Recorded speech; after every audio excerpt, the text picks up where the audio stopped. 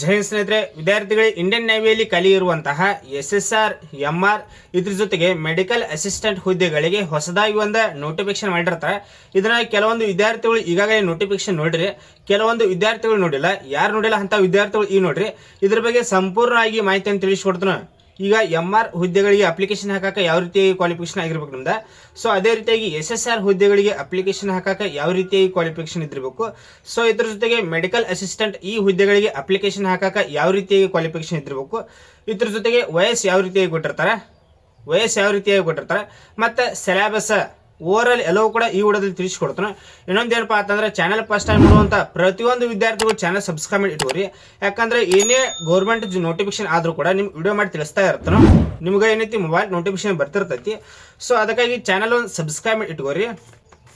ಇಲ್ಲಿ ನೋಡ್ರಿ, ಇದನ್ನ ಸ್ಲೋ ಆಗಿ ಹೇಳ್ಕೊತ ಹೋಗೋಣ. ನೀವು ಯಾವುದೇ ರೀತಿಯಾಗಿ ಕನ್ಫ್ಯೂಸ್ ಮಾಡ್ಲಾರ್ದ ಸ್ಟೆಪ್ ಬೈ ಸ್ಟೆಪ್ ಒಂದೊಂದಾಗಿ ತಿಳಿಸ್ಕೊಡ್ತಾರೆ. ಇಲ್ಲಿ ನೋಡ್ರಿ, ಒಂದನೇದ MR ಹುದ್ದೆಗಳಿಗೆ ಅಪ್ಲಿಕೇಶನ್ ಹಾಕಾಕ ಕನ್ಫ್ಯೂಸ್ ಆಗಬೇಡ್ರಿ. ಕನ್ಫ್ಯೂಸ್ ನಾನು ಮಾಡಂಗಿಲ್ಲ, ನೀವು ಕೂಡ ಕನ್ಫ್ಯೂಸ್ ಆಗಬೇಡ್ರಿ. ಈಗ ನೋಡ್ರಿ, MR ಹುದ್ದೆಗಳಿಗೆ ಅಪ್ಲಿಕೇಶನ್ ಹಾಕಾಕ 10th ಪಾಸ್ ಆಗಿರ್ಬೇಕು. ಇದ್ರ ಜೊತೆಗೆ 50% ಆಗಿರ್ಬೇಕು. MR ಹುದ್ದೆಗಳಿಗೆ ಅಪ್ಲಿಕೇಶನ್ ಹಾಕಾಕ ಒಂದನೇದ 10ನೇ ತರಗತಿ ಕಂಪ್ಲೀಟ್ ಆಗಿರ್ಬೇಕು. ನಿಮ್ದು ಏನೈತಿ 50% ಅಗ್ರಿಗೇಡ್ ಆಗಿತ್ತಂದ್ರೆ ಇದಕ್ಕೆ ಅರ್ಜಿಯನ್ನು ಸಲ್ಲಿಸಬಹುದು. 50% ಅಗ್ರಿಗೇಡ್ ಆಗಿತ್ತಂದ್ರೆ ಇದಕ್ಕೆ ಅರ್ಜಿಯನ್ನು ಸಲ್ಲಿಸಬಹುದು. ಇದು MR ಆತು. ಸೊ ಇದ್ರ ಜೊತೆಗೆ ಎರಡನೇದ SSR ಹುದ್ದೆಗಳಿಗೆ ಅಪ್ಲಿಕೇಶನ್ ಹಾಕಾಕ ಯಾವ ರೀತಿಯಾಗಿ ಕ್ವಾಲಿಫಿಕೇಶನ್ ಇದ್ದಿರ್ಬೇಕಂದ್ರೆ ಇದಕ್ಕೆ ಸೆಕೆಂಡ್ PUC ಸೈನ್ಸ್ ಆಗಿರ್ಬೇಕು. ಇದ್ರೊಳಗೆ ಮ್ಯಾಥ್ಸ್ ಫಿಸಿಕ್ಸ್ ಯಾವುದು ಅಂದ್ರೆ ಮ್ಯಾಥ್ಸ್ ಫಿಸಿಕ್ಸ್ ಸಬ್ಜೆಕ್ಟ್ಗಳನ್ನ ತೆಗೆದುಕೊಂಡು ಪಾಸ್ ಆಗಿರ್ಬೇಕಾಗೈತಿ. ಇದ್ರ ಜೊತೆಗೆ ಓವರ್ ಆಲ್ 50% ಅಗ್ರಿಗೇಡ್ ಆಗಿತ್ತಂದ್ರೆ ಇದಕ್ಕೆ ಅರ್ಜಿಯನ್ನು ಸಲ್ಲಿಸಬಹುದು. SSR ಹುದ್ದೆಗಳಿಗೆ ಮ್ಯಾಥ್ಸ್ ಫಿಸಿಕ್ಸ್ ಸಬ್ಜೆಕ್ಟ್ಗಳನ್ನು ತೆಗೆದುಕೊಂಡು ಪಾಸ್ ಆಗಿರ್ಬೇಕು. 50% ಅಗ್ರಿಗೇಡ್ ಆಗಿತ್ತಂದ್ರೆ ಇದಕ್ಕೆ ಅರ್ಜಿಯನ್ನು ಸಲ್ಲಿಸ್ರಿ. ಮತ್ತು 3 ವರ್ಷ ಡಿಪ್ಲೊಮಾ ಆಗಿತ್ತಂದ್ರು ಅಂತ ವಿದ್ಯಾರ್ಥಿಗಳು ಕೂಡ SSR ಹುದ್ದೆಗಳಿಗೆ ಅರ್ಜಿಯನ್ನು ಸಲ್ಲಿಸಬಹುದು. ಇದರ ಜೊತೆಗೆ 3ನೇ ಪೋಸ್ಟ್ ಮೆಡಿಕಲ್ ಅಸಿಸ್ಟೆಂಟ್ ಹುದ್ದೆಗಳಿಗೆ ಇದಕ್ಕೂ ಕೂಡ ಸೆಕೆಂಡ್ PUC ಸೈನ್ಸ್ ಆಗಿರ್ಬೇಕು. ಸೆಕೆಂಡ್ PUC ಸೈನ್ಸ್ ಇದ್ರೊಳಗೆ ಏನೈತಿ ಫಿಸಿಕ್ಸ್ ಕೆಮಿಸ್ಟ್ರಿ ಬಯಾಲಜಿ ಸಬ್ಜೆಕ್ಟ್ಗಳನ್ನು ತೆಗೆದುಕೊಂಡು ಓವರ್ ಆಲ್ 50% ಆಗಿತ್ತಂದ್ರೆ ಇದಕ್ಕೆ ಅರ್ಜಿಯನ್ನು ಸಲ್ಲಿಸಬಹುದು. ಈ ರೀತಿಯಾಗಿ ಕ್ವಾಲಿಫಿಕೇಶನ್ ಕೊಟ್ಟಿರ್ತಾರೆ. ಇನ್ನೊಮ್ಮೆ ಹೇಳ್ತೀನಿ ನೋಡ್ರಿ, ಕ್ವಾಲಿಫಿಕೇಶನ್ದಾಗ ಕನ್ಫ್ಯೂಸ್ ಆಗಬೇಡ್ರಿ. ಈಗ ಒಂದೇದೇನಂತೆ MR ಹುದ್ದೆಗಳಿಗೆ 10ನೇ ತರಗತಿ ಪಾಸ್ ಆಗಿರ್ಬೇಕು. ಓವರ್ ಆಲ್ 50% ಆಗಿತ್ತಂದ್ರೆ MR ಹುದ್ದೆಗಳಿಗೆ ಅರ್ಜಿಯನ್ನು ಸಲ್ಲಿಸ್ರಿ. ಇಷ್ಟೇ ಕ್ವಾಲಿಫಿಕೇಶನ್. ಸೊ ಇದ್ರ ಜೊತೆಗೆ SSR ಹುದ್ದೆಗಳಿಗೆ ಸೆಕೆಂಡ್ PUC ಸೈನ್ಸ್ ಆಗಿರ್ಬೇಕು. ಸೈನ್ಸ್ ಒಳಗೆ ಮ್ಯಾಥ್ಸ್ ಫಿಸಿಕ್ಸ್ ಸಬ್ಜೆಕ್ಟ್ಗಳನ್ನು ತೆಗೆದುಕೊಂಡಿದ್ರೆ ಇದಕ್ಕೆ ಅರ್ಜಿಯನ್ನು ಸಲ್ಲಿಸಬಹುದು. SSR ಹುದ್ದೆಗಳಿಗೆ ಇದಕ್ಕೂ ಕೂಡ 50% ಅಗ್ರಿಗೇಡ್ ಆಗಿರ್ಬೇಕು. ಇದು ಆಗದೇ ಇದ್ದಲ್ಲಿ 3 ವರ್ಷ ಡಿಪ್ಲೊಮಾ ಆಗಿತ್ತಂದ್ರೆ ಈ SSR ಹುದ್ದೆಗಳಿಗೆ ಅರ್ಜಿಯನ್ನು ಸಲ್ಲಿಸಬಹುದು. 2ನೇ ಪೋಸ್ಟ್ ಇದ್ರ ಜೊತೆಗೆ ಮೆಡಿಕಲ್ ಅಸಿಸ್ಟೆಂಟ್ ಹುದ್ದೆಗಳಿಗೆ ಇದಕ್ಕೂ ಕೂಡ ಸೆಕೆಂಡ್ PUC ಸೈನ್ಸ್ ಆಗಿರ್ಬೇಕು. ಫಿಸಿಕ್ಸ್ ಕೆಮಿಸ್ಟ್ರಿ ಬಯಾಲಜಿ ಸಬ್ಜೆಕ್ಟ್ಗಳನ್ನು ತೆಗೆದುಕೊಂಡು ಓವರ್ ಆಲ್ 50% ಆಗಿತ್ತಂದ್ರೆ ಇದಕ್ಕೆ ಅರ್ಜಿಯನ್ನು ಸಲ್ಲಿಸ್ರಿ. ಈ ರೀತಿಯಾಗಿ ಕ್ವಾಲಿಫಿಕೇಶನ್ ಕೊಟ್ಟಿರ್ತಾರೆ. ಮತ್ತು ಕ್ವಾಲಿಫಿಕೇಶನ್ ಬಗ್ಗೆ ಏನಾದರೂ ಡೌಟ್ ಇತ್ತಂದ್ರೆ ಡೈರೆಕ್ಟ್ ಆ್ಯಂಡ್ ಇನ್ಸ್ಟಾಗ್ರಾಮ್ದಲ್ಲಿ ಕಾಂಟ್ಯಾಕ್ಟ್ ಮಾಡಿರಿ. ಮತ್ತು ಕಮೆಂಟ್ ಕೂಡ ಮಾಡ್ಬೋದು. ಏನಾದರೂ ಕ್ವಾಲಿಫಿಕೇಶನ್ ಬಗ್ಗೆ ಏನಾದರೂ ಡೌಟ್ ಇತ್ತಂದ್ರೆ ಕಮೆಂಟ್ ಕೂಡ ಮಾಡಿರಿ. ಸೊ ಇದ್ರ ಜೊತೆಗೆ ಸೆಲೆಕ್ಷನ್ ಪ್ರೊಸೆಸ್ ಬಗ್ಗೆ ಬರೋದಾದ್ರೆ ಯಾವ ರೀತಿಯಾಗಿ ನಿಮ್ಗೆ ಸೆಲೆಕ್ಷನ್ ಪ್ರೊಸೆಸ್ ಇರ್ತದೆ ಅಂದರೆ, ಈಗ ಒಂದನೇದ INET Indian navy entrance test INET ಅಂದರೆ ಇಂಡಿಯನ್ ನೇವಿ ಎಂಟ್ರೆನ್ಸ್ ಟೆಸ್ಟ್ ಇದಿರ್ತೈತಿ. ಒಂದೇದು ನಿಮಗೆ ಸೆಲೆಕ್ಷನ್ ಪ್ರೊಸೆಸ್ ಇದೆ. ಒಂದೇದೇನೈತಿ INET Indian navy entrance test ಇದಿರ್ತೈತಿ.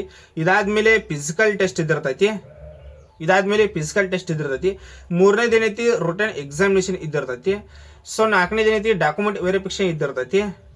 5ನೇದ medical examination ಇದ್ದಿರ್ತೈತಿ. ಈ ರೀತಿಯಾಗಿ ನಿಮ್ಗೆ ಸೆಲೆಕ್ಷನ್ ಪ್ರೊಸೆಸ್ ಇದ್ದಿರ್ತೈತಿ. ಇನ್ನೊಮ್ಮೆ ಹೇಳ್ತೀನಿ ನೋಡ್ರಿ, 1ನೇದ ಇಂಡಿಯನ್ ನೇವಿ ಎಂಟ್ರೆನ್ಸ್ ಟೆಸ್ಟ್ ಇದ್ದಿರ್ತೈತಿ. 2ನೇದ ಫಿಸಿಕಲ್ ಟೆಸ್ಟ್ ಇದ್ದಿರ್ತೈತಿ.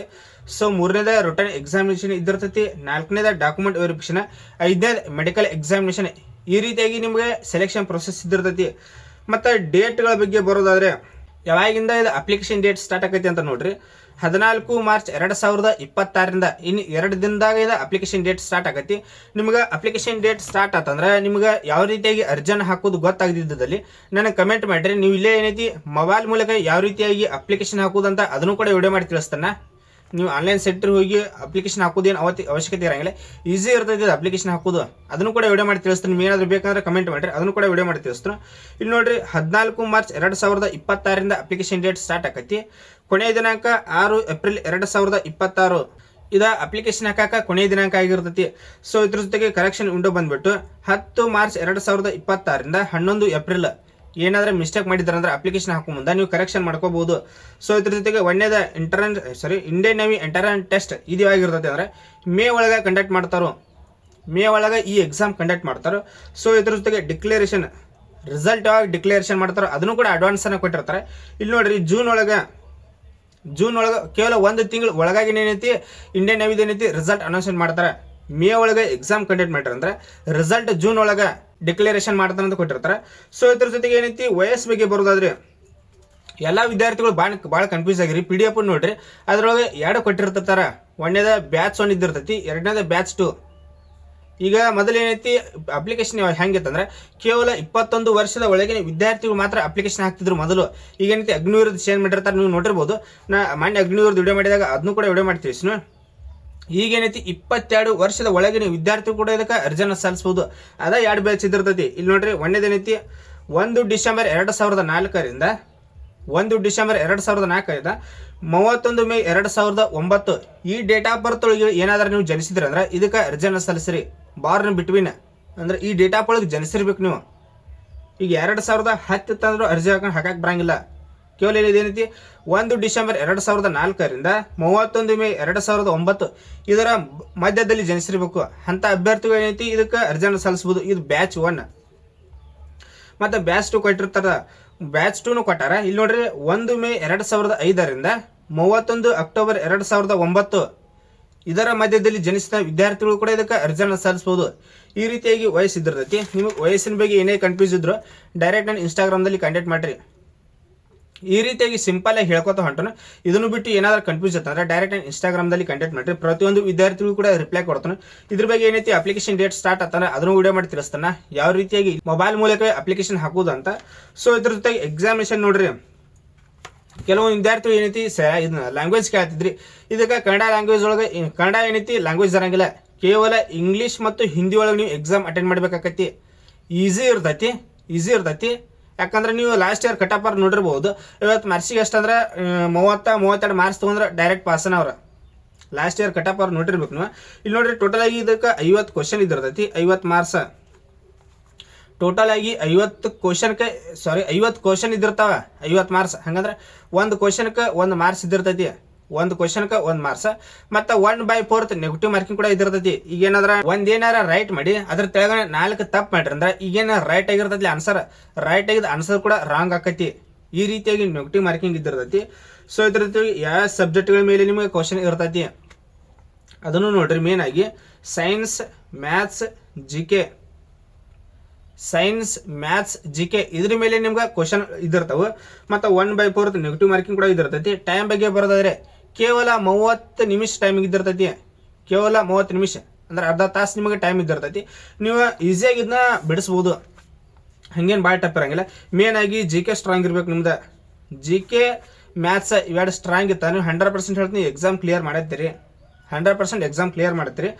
ಮತ್ತು ಫಿಸಿಕಲ್ ಬಗ್ಗೆ ಬರೋದಾದ್ರೆ ಫಿಸಿಕಲ್ ಯಾವ ರೀತಿಯಾಗಿ ಇರ್ತೈತಿ ಅದನ್ನ ನೋಡ್ರಿ. ಈಗ ಪುರುಷರಿಗೆ 1.6 ಕಿಲೋಮೀಟರ್ ರನ್ನಿಂಗ್ ಇದ್ದಿರ್ತೈತಿ. 1.6 ಕಿಲೋಮೀಟರ್ ರನ್ನಿಂಗ್ ಇದ್ದಿರ್ತೈತಿ. ಟೈಮ್ ನೋಡ್ರಿ 6 ನಿಮಿಷ 30 ಸೆಕೆಂಡ್ ಟೈಮ್ ಇದ್ದಿರ್ತೈತಿ. ಆರಾಮಾಗಿ ಈಸಿಯಾಗಿ ಎಲ್ಲರೂ ಕೂಡ ಕವರ್ ಮಾಡ್ತೀರಿ ರನ್ನಿಂಗ್. ಯಾಕಂದ್ರೆ ಟೈಮ್ ನೋಡ್ರಿ 6.5 ನಿಮಿಷ ಟೈಮಿಂಗ್ ಇದ್ದಿರ್ತೈತಿ. ಈಗ ಇಂಡಿಯನ್ ಆರ್ಮಿದವ್ರು ತಗೋದಂದ್ರೆ 5.5 ನಿಮಿಷದಿಂದ ಸ್ಟಾರ್ಟ್, 5:15, 5:30 ಈ ರೀತಿಯಾಗಿ ಕವರ್ ಮಾಡಿರ್ತಾರೆ. ಇಲ್ಲಿ ಪ್ರತಿಯೊಂದು ಅಭ್ಯರ್ಥಿಗಳು ಇದನ್ನ ರನ್ನಿಂಗ್ ಆರಾಮಾಗಿ ಕ್ಲಿಯರ್ ಮಾಡ್ಕೋತೀರಿ ನಾವು. ಇಲ್ಲಿ ಪುರುಷರಿಗೆ 6 ನಿಮಿಷ 30 ಸೆಕೆಂಡ್ ಇದ್ದಿರ್ತೈತಿ. ಸೊ ಇದ್ರ ಜೊತೆಗೆ ಮಹಿಳಾ ಅಭ್ಯರ್ಥಿಗಳಿಗೆ 8 ನಿಮಿಷ ನಿಮಗೆ ಟೈಮಿಂಗ್ ಇದ್ದಿರ್ತೈತಿ. ಪುರುಷರಿಗೆ 6.5 ನಿಮಿಷ ಟೈಮಿಂಗ್ ಇದ್ದಿರ್ತೈತಿ, ಮಹಿಳೆಯರಿಗೆ 8 ನಿಮಿಷ ಟೈಮಿಂಗ್ ಕೊಟ್ಟಿರ್ತಾರೆ. ಸೊ ಇದ್ರ ಜೊತೆ ಸ್ಕ್ವಾಡ್ಸ್ ಇದ್ದಿರ್ತೈತಿ. ಪುರುಷರಿಗೆ 20, ಮಹಿಳಾ ಅಭ್ಯರ್ಥಿಗಳಿಗೆ 15. ನೆಕ್ಸ್ಟ್ ಏನೈತಿ ಪುಷಪ್ ಇದ್ದಿರ್ತೈತಿ. ಪುರುಷರಿಗೆ 15, ಮಹಿಳಾ ಅಭ್ಯರ್ಥಿಗಳಿಗೆ 10. ಮತ್ತು ಬ್ಯಾಂಕ್ನಿ ಸಿಟಪ್ಸ್ ಇದ್ದಿರ್ತೈತಿ. ಪುರುಷರಿಗೆ 15 ಮತ್ತು ಮಹಿಳೆಯರಿಗೆ 10 ಈ ರೀತಿಯಾಗಿ ಇದ್ದಿರ್ತೈತಿ. ನಿಮಗೆ ಸ್ಟಾರ್ಟಿಂಗ್ ಹೇಳಿದ್ಬಿಟ್ಟು ನೋಡ್ರಿ, ಇದನ್ನ ಅನ್ಮ್ಯಾರಿಡ್ ಆಗಿರುವಂಥ ಪುರುಷ ಮತ್ತು ಮಹಿಳಾ ಅಭ್ಯರ್ಥಿಗಳು ಇಬ್ಬರು ಕೂಡ ಇದಕ್ಕೆ ಅರ್ಜಿಯನ್ನು ಸಲ್ಲಿಸಬಹುದು. ಕೇವಲ ಪುರುಷರಿಗೆ ಅಷ್ಟೇ ಇರಂಗಿಲ್ಲ, ಮಹಿಳೆಯರು ಕೂಡ ಇದಕ್ಕೆ ಅರ್ಜಿಯನ್ನು ಸಲ್ಲಿಸಬಹುದು. ಯಾರ್ದೆಲ್ಲ ಈಗ ಏನೈತಿ ಕಡಿಮೆ ವಯಸ್ಸೊಳಗೆ ನೌಕರಿ ಹಿಡಿಬೇಕನ್ನತ್ತೀರಿ ಇಂಥ ಪ್ರತಿಯೊಂದು ಹುದ್ದೆಗಳಿಗೆ ಅರ್ಜಿಯನ್ನು ಸಲ್ಲಿಸ್ರಿ. ಯಾಕಂದ್ರೆ ಅತಿ ಲೋಯೆಸ್ಟ್ ಕಟಪ್ ನಿಂದಿರ್ತಿರ್ತಾವೆ. ಒಂದೊಂದು ವಿದ್ಯಾರ್ಥಿಗಳು ಗೊತ್ತೇ ಇರಂಗಿಲ್ಲ ಇದು. ಒಂದೊಂದು ವಿದ್ಯಾರ್ಥಿಗಳು ಗೊತ್ತಿದ್ರು ಅಪ್ಲಿಕೇಶನ್ ಹಾಕಂಗಿಲ್ಲ. ಯಾಕಂದ್ರೆ ಮೇನ್ ಆಗಿ ಯಾವ್ದು ಹಾಕೋಣ, SSC ಹಾಕೋಣ, RRB ಹಾಕೋಣ, CHSL ಹಾಕೋಣ, MTS ಹಾಕೋಣ, ಇವನ್ನ ಹಾಕೋಣ ಅಂತ ಕುಂದಿರ್ತೀರಿ. ಅವೆಲ್ಲ ಕಟ್ಟಪ್ ಜಾಸ್ತಿ ಹೋಗ್ತಾವ.